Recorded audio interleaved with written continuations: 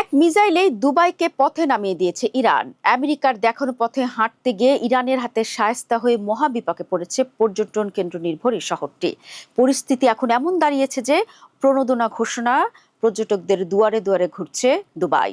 দর্শক, গত ফেব্রুয়ারিতে ইরানকে লক্ষ্যবস্তু বানিয়েছিল আমেরিকা ইসরায়েল। জবাবে চুপ না থেকে মধ্যপ্রাচ্যে থাকা মার্কিন ঘাঁটি ও তাদের মিত্রদের চরম শায়েস্তা করে খামেনির বাহিনী। সেই ফাঁদেই পড়েছিল সংযুক্ত আরব আমিরাত। দেশটিতে আমেরিকার বড় মার্কিন ঘাঁটি ক্ষতিগ্রস্ত হওয়ার পাশাপাশি বিলাসবহুল দুবাইয়ের বহুতল হোটেলের পলেস্তারাও খসে পড়েছে। তাতেই যা হবার হয়ে গেছে। দুবাই থেকে একে একে লেজ গুটিয়ে পালিয়েছে বিদেশি পর্যটকরা। তাতেই পথে বসার অবস্থা এই শহরের। দর্শক, মাত্র কয়েক মাসের ব্যবধানে দুবাইয়ের পর্যটন খাতের চিত্র আমূল বদলে গেছে।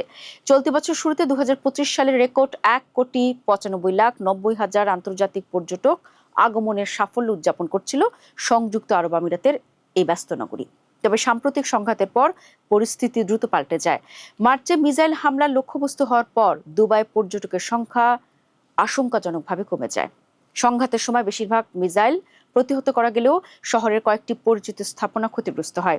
এর মধ্যে রয়েছে 5 তারকা ফেয়ারমন্ট দ্য পাম রিসোর্ট এবং জুমেইরা বুর্জ আল আরব হোটেল। বুর্জ আল আরব বর্তমানে 18 মাস ব্যাপী সংস্কার কাজের জন্য বন্ধ রয়েছে। আর সবশেষ মার্চে দুবাই আন্তর্জাতিক বিমানবন্দরও সাময়িকভাবে বন্ধ রাখতে হয়েছিল। একই সময় ব্রিটিশ এয়ারওয়েজ ও এমিরেটস সহ কয়েকটি বিমান সংস্থা সাময়িকভাবে সেখানে ফ্লাইট স্থগিত করে। এসব কারণে দুবাইয়ের হোটেলগুলোতে পর্যটকদের অবস্থানের হার 80% থেকে নেমে আগামী কয়েক মাসে মাত্র 10% পৌঁছতে পারে বলে ধারণা করা হচ্ছে। এমনটা যদি সত্যি হয়ে যায় তবে দুবাইয়ের জন্য অশনি সংকেত অপেক্ষা করছে। কিন্তু এই পরিস্থিতি থেকে রেহাই পেতে লোভনীয় অফার নিয়ে হাজির হয়েছে আরব আমিরাতের বিলাসবহুল এই শহর।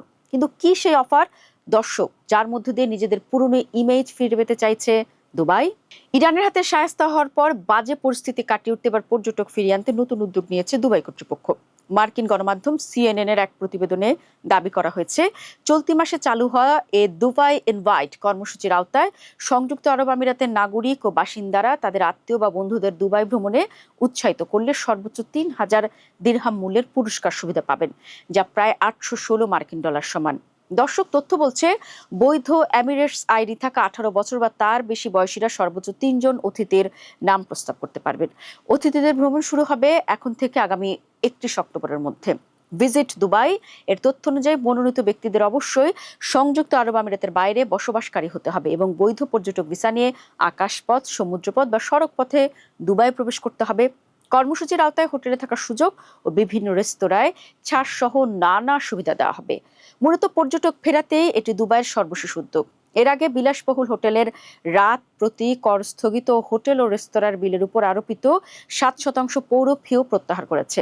চলতি বছর শুরুতে ইরানের মিসাইল ও ড্রোন হামলার পর দুবাইয়ের পর্যটন ভাবমূর্তি পুনর্গঠনে কাজ করছে কর্তৃপক্ষ। বিশ্লেষকদের মতে অবকাঠামোগত ক্ষতি মেরামত করা সম্ভব হলেও সংঘাতের কারণে যে ভাবমূর্তির ক্ষতি হয়েছে তা কাটিয়ে ওঠা কঠিন হতে পারে। ইউরোপিয়ান কাউন্সিল অন ফরেন রিলেশনসের আরব উপদ্বীপ ও উপসাগরীয় অঞ্চলের বিশেষজ্ঞ সিনজিয়া বিয়ানকো বলেন, অশান্ত অঞ্চলের মধ্যে নিরাপদ আশ্রয়স্থল দুবাইয়ের এই পরিচয় ছিল তার সবচেয়ে বড় শক্তি। এই ভাবমূর্তিতে আঘাত লাগা দুবাইয়ের জন্য সবচেয়ে বড় দুঃস্বপ্ন। অবশ্য আমেরিকাও নাগরিকদের দেশটিতে ভ্রমণের সিদ্ধান্ত পুনর্বিবেচনার পরামর্শ দিচ্ছে। কিন্তু শেষ পর্যন্ত পর্যটকদের জন্য চালু করা এই প্রণোদনার টোটকা কাজে লাগবে কিনা সেটাই এখন বড় প্রশ্ন।